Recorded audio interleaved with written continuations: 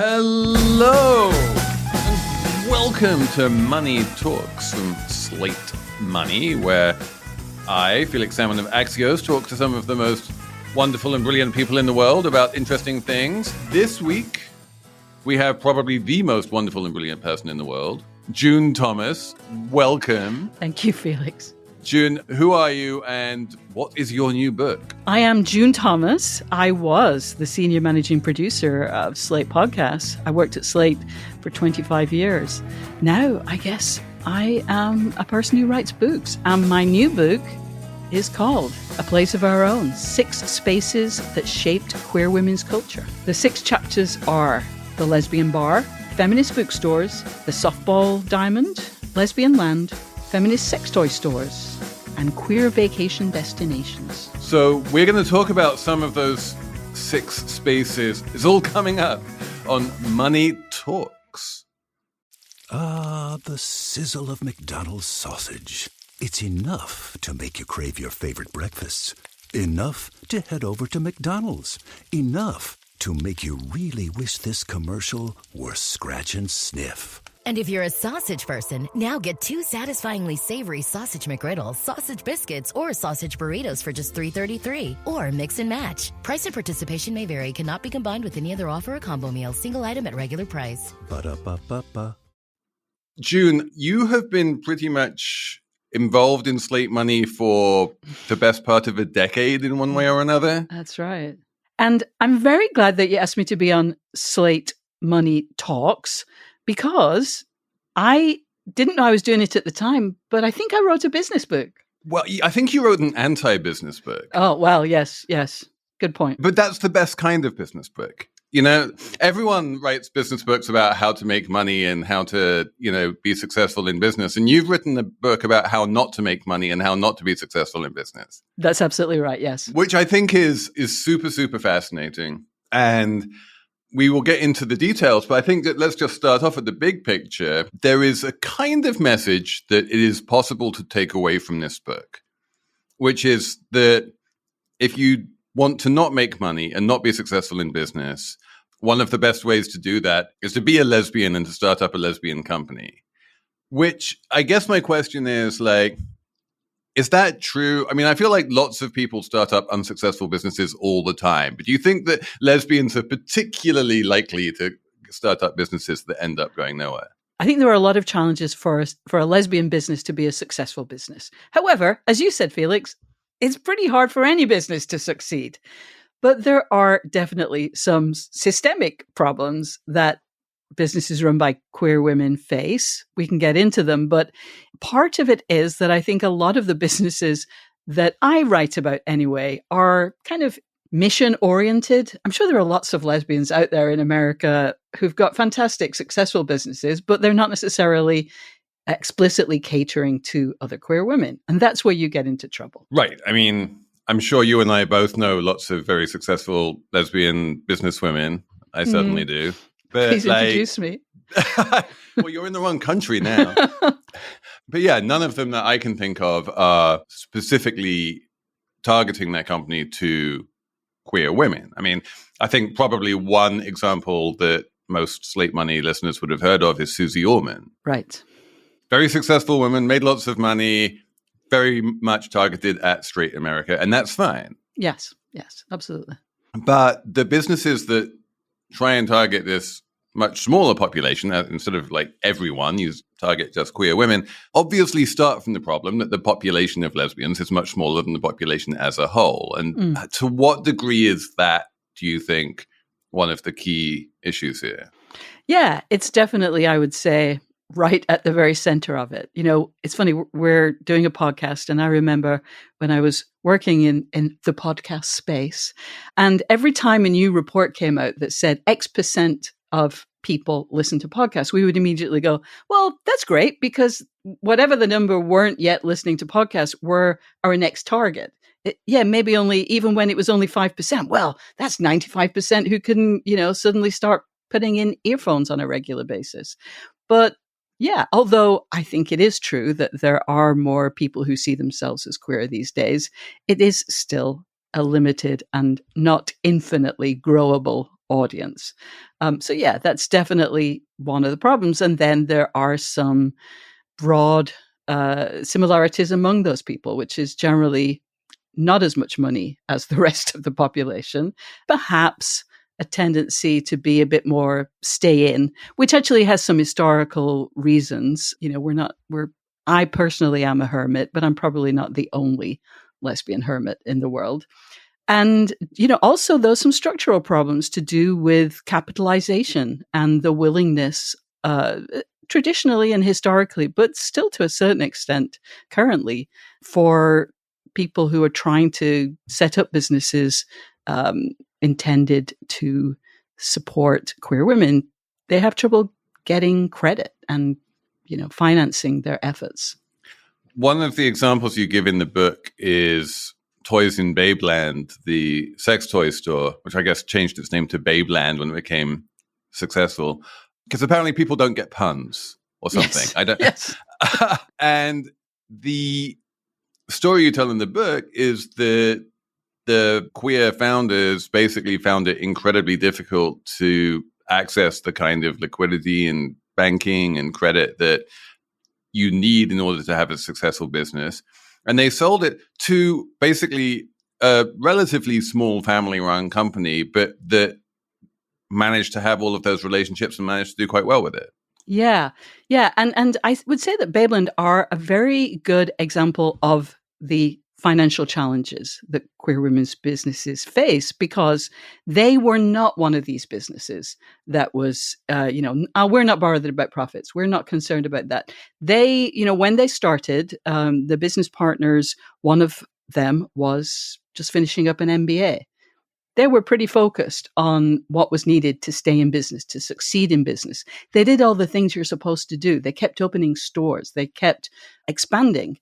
And they still kept running into issues like the banks that they'd worked with for years suddenly deciding they didn't want to work with businesses that were somehow related to sex, that they kept having to change their credit card processor again because of some decision somewhere up the org chart that they didn't want to be working with that kind of business anymore. And meanwhile, the business that did eventually take over, which for the record is called General Video of America Trans World News, which is such a catchy name. It's called GVATWN is how it's usually referred to, is part of a network of businesses. I had no idea that what you might call, I think internally is called the pleasure products industry, but we might just kind of call adult stores, sex toy stores.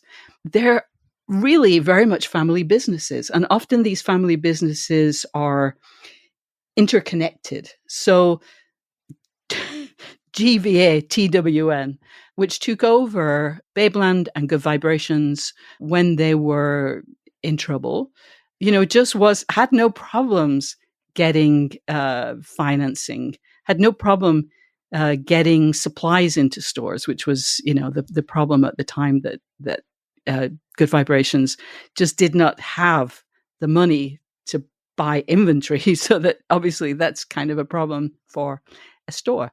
And yes, that they're basically the old adult businesses that stores like Good Vibrations and Babeland were invented to kind of create an alternative to COVID. Now, I should say that they have apparently maintained the values that, you know, these feminist stores started.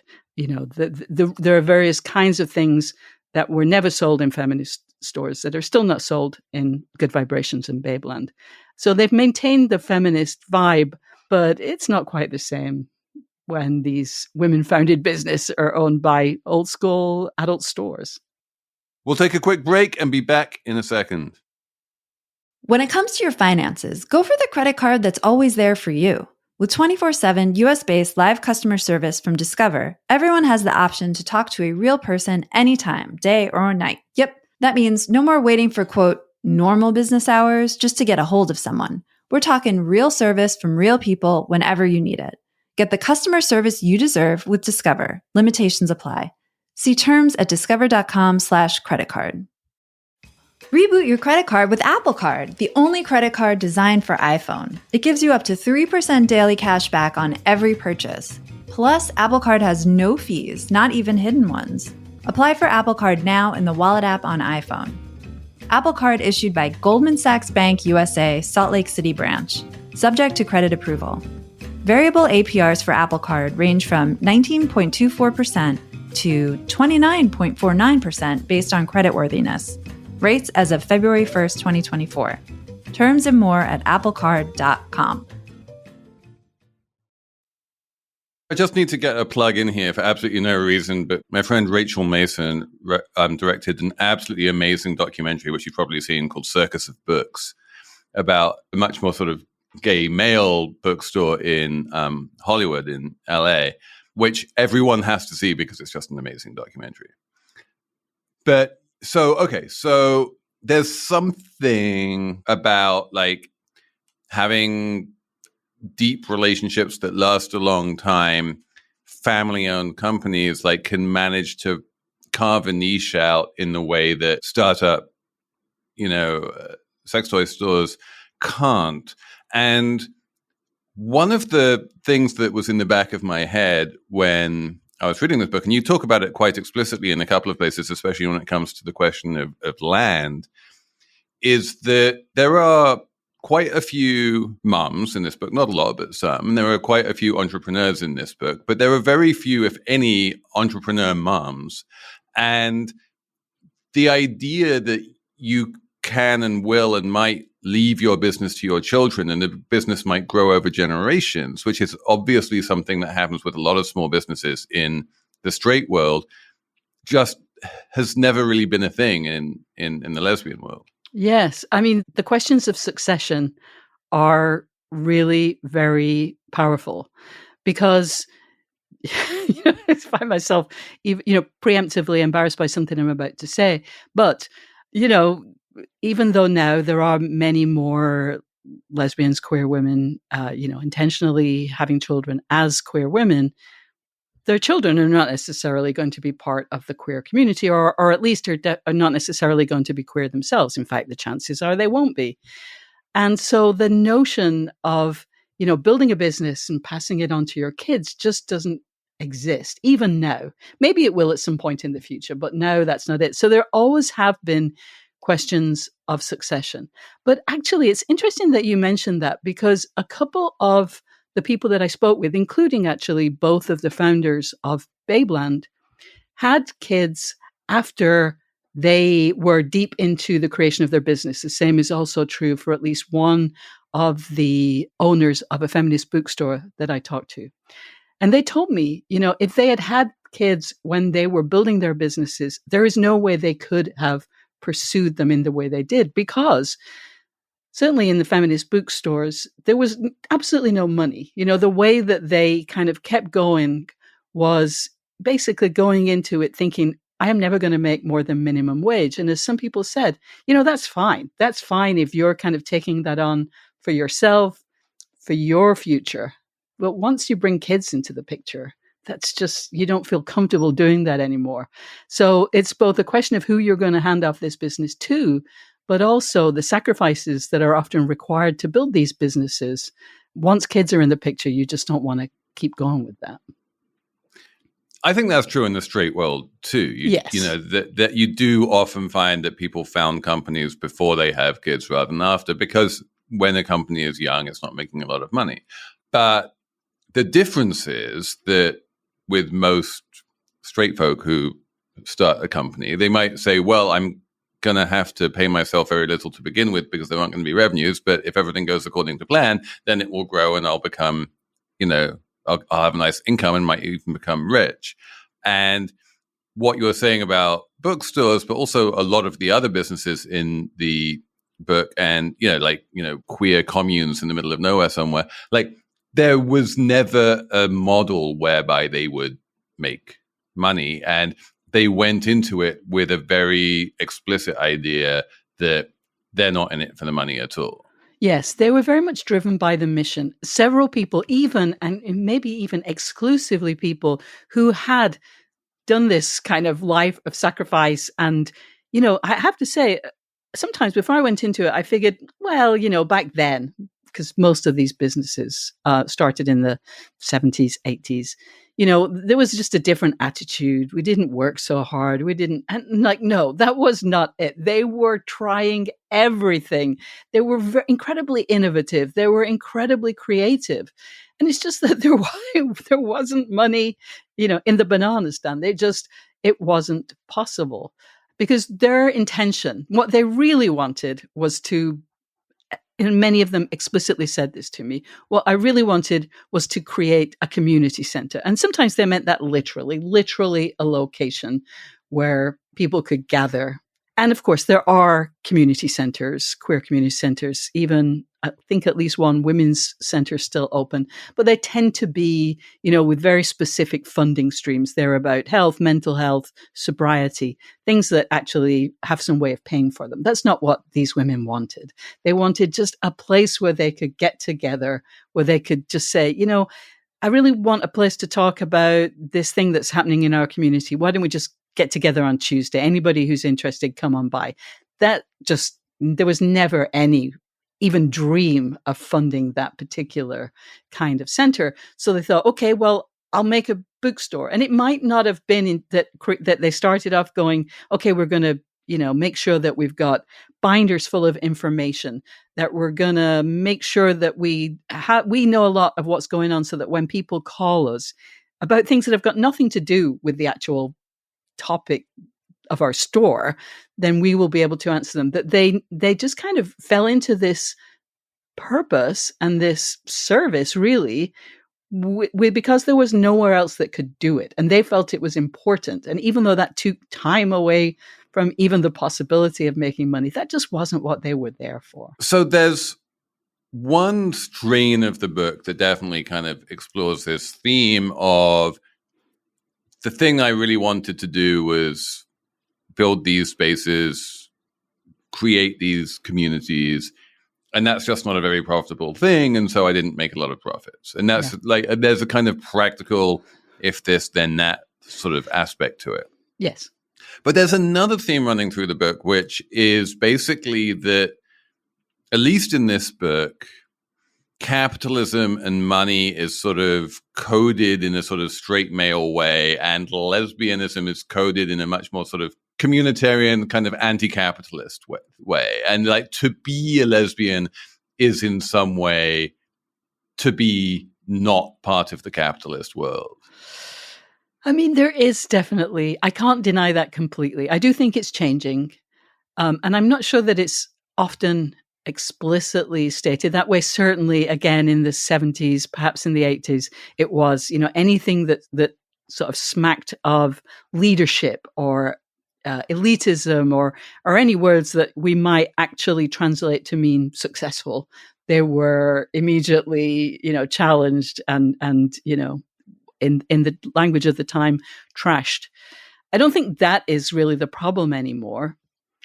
It's just that what we want is so elusive, but at the same time, because the places that we have are so few, we care about them so much. And so instead of kind of, maybe going into a space with a rational sense of, I know that this bar, for example, because it has a much smaller potential market, maybe has to do some things that the big bar down the street can't do. Maybe they have to charge a little bit more.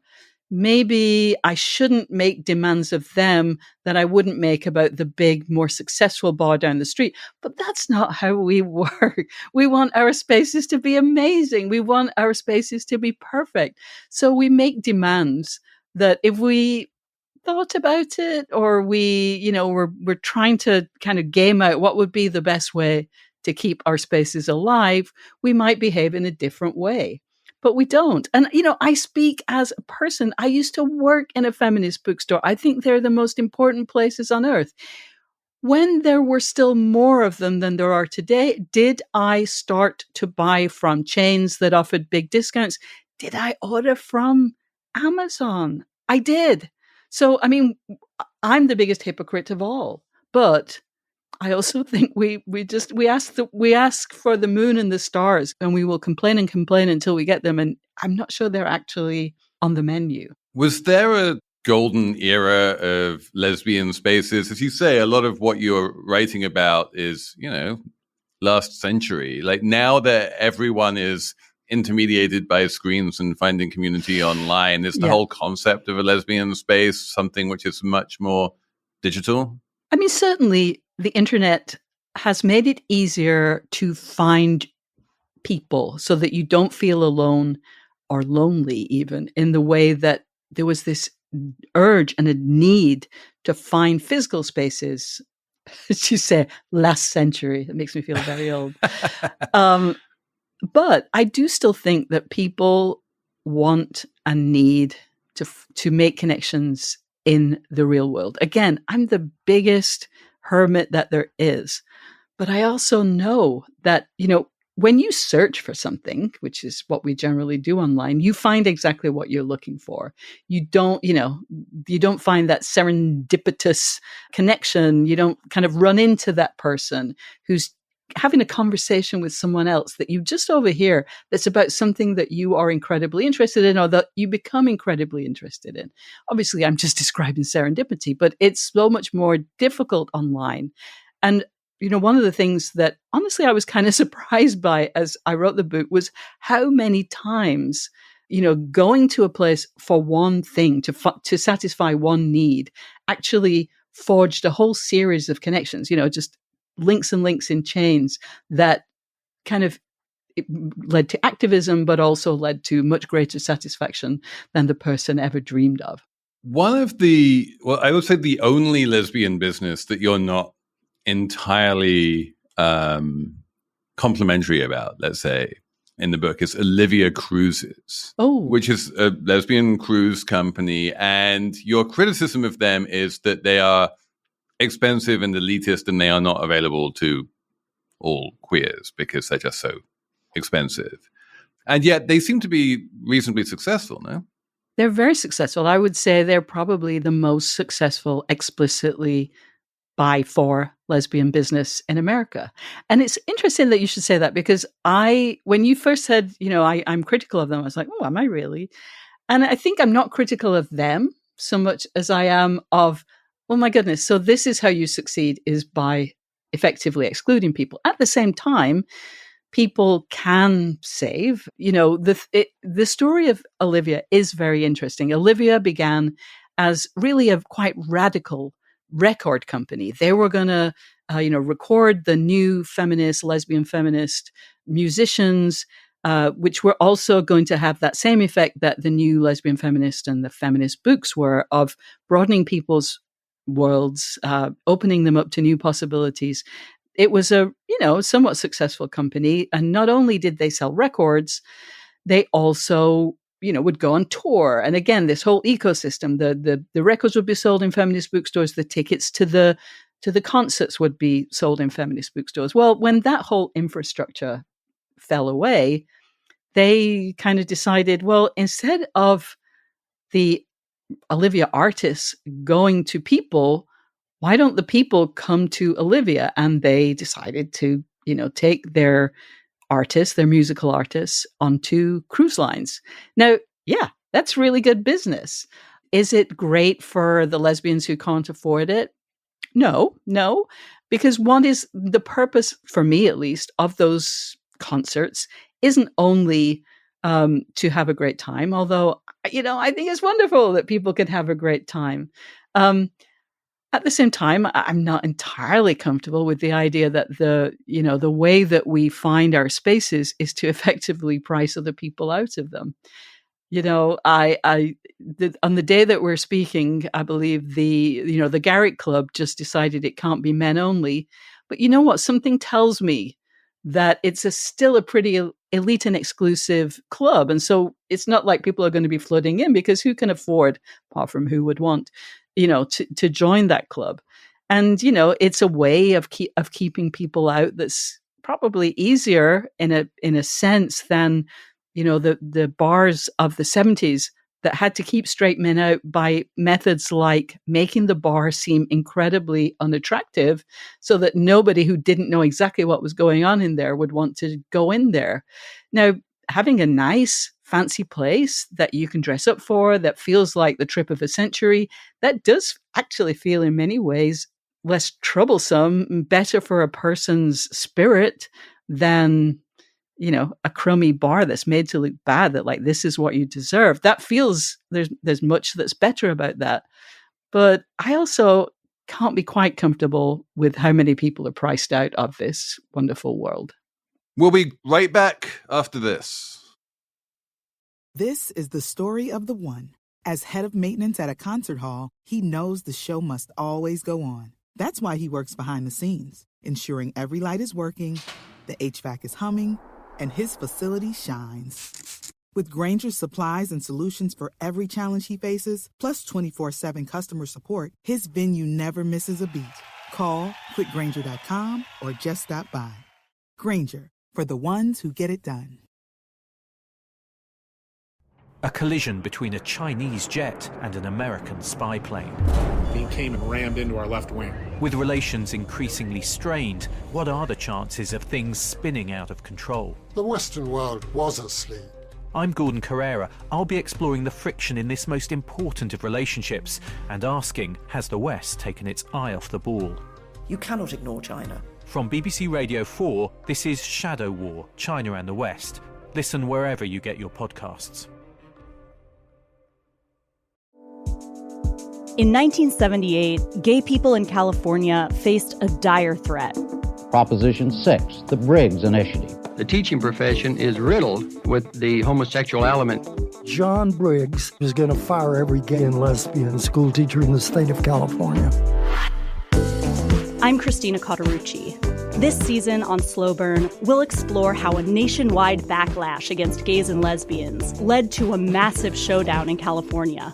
This was tens of thousands of pissed off gay guys and lesbians roaring down Market Street.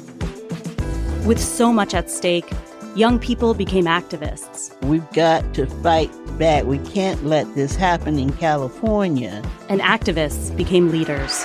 My name is Harvey Milk, and I'm here to recruit you. Slow Burn, Season 9, Gays Against Briggs. Out now, wherever you listen. Tell me about the distinction here between like a cruise where a bunch of lesbian musicians are playing to a queer crowd versus the women's music festival scene that you also talk about. Yeah. That seems to have run into many more sort of political issues. Well, again, perhaps it's about, more women were able to attend, so there was more possibility of conflict. Yeah, the women's music festivals, they used to be, dozens of them every year, mostly in the summer. They were mostly, though not exclusively, outdoor events where you would stay over, where you would camp, you would be there in the open air. I went to a few, although only one that actually involved camping because I'm not all that much of a camping person. And, they were accessible. People went to several festivals every year. They also, though, because I think there was camping involved, sometimes actually really only in one case, eventually set rules in the case of the Michigan Women's Music Festival that only women-born women, which is to say cisgender women, were allowed. Now, if you run a business, I guess you decide who is allowed in. But that level of exclusion on a basis that feels, it feels rude to me, apart from anything else. And so that would make me not want to go to that festival. And certainly I did stop going to that festival, many years ago. Whereas, the Olivia cruises are open to all, as long as you can afford it. It's, it's just you're pricing out people instead of setting out rules, I guess. You were talking a little bit earlier about how in the case of lesbian bars, the owners had to work quite hard to keep the men out. Yeah. And that's an interesting dilemma because, in 2024, I am very uncomfortable talking about, well, we didn't want those people coming in the bar. Like, whoa, that is a really slippery slope. At the same time, at that point in, American history, even in New York, which, always did have more bars than elsewhere, there were maybe 5, maybe 10 bars where lesbians would have been welcomed. Maybe weren't even explicitly called lesbian bars, that were lesbian gay, places where women felt comfortable being with other women. There were, at the same time, probably thousands of bars that welcomed with open arms straight men. So back then, the idea that these men who could go to thousands of other places, the place they really wanted to go to was were the 5 bars where lesbians were comfortable. That feels like an easier sort of line to draw. At the same time, it's a classic method of when you don't want people there, the easiest way to get them out is to price them out. That tends to solve all the problems to do with, policing a crowd. Just price them out. So effectively that does happen in several locations. We should talk about, when it comes to lesbian bars in particular, the argument that the reason they don't work, and you actually quote someone quite explicitly saying this in your book, is that lesbians will come along, get a drink, pair up, hermit for like 3 years, and then break up, and then they'll come out for another 2 weeks, pair up, disappear, and hermit for another 3 years. And that is just not a sustainable way to run a business. Yes, that is a very, so many people say it really must be true, people who are in the business. However, there are 332 million Americans and 32 bars. So there is, even though that is true, it still does seem, personally, I feel like, the 32, this number, which, again, is not made up. However, it is a definitional question. There are these days, it seems a nonsense to me to say that in the 1980s, when there were more than 200 officially designated lesbian bars, things were better than they are now when there are 32. Obviously, that's not true. There are many more places where queer women can be out and themselves and comfortable, where they don't have to worry, where they can feel secure and can dance and do all the things that people want to do in bars and clubs. The world is bigger. There are more, queer spaces. Our definition of gender means that, lesbian as a sort of a literal limited definition is less important. Whereas in the 80s, I would have wanted to go to that bar that was trying to keep the men out. And I should say that several bars were closed because they tried to do that. But now I'm comfortable in much more open spaces, much more inclusive spaces. I don't think of gender the same way. And that feels like a really positive evolution, not a sort of a narrative of disappearance, which you so often hear. So is that the next book? The rise of the broadly inclusive space where everyone feels comfortable? I don't think that's going to be the next one, but hey, it's a good one for someone. Well, June, it's been amazing you having on the show. Felix, it was so much fun. So that's it for Money Talks. Many, many thanks to June Thomas for coming on. We learned a lot. Many thanks to Jared Downing and Cheyna Roth for producing. And we'll be back on Saturday with a regular Slate Money.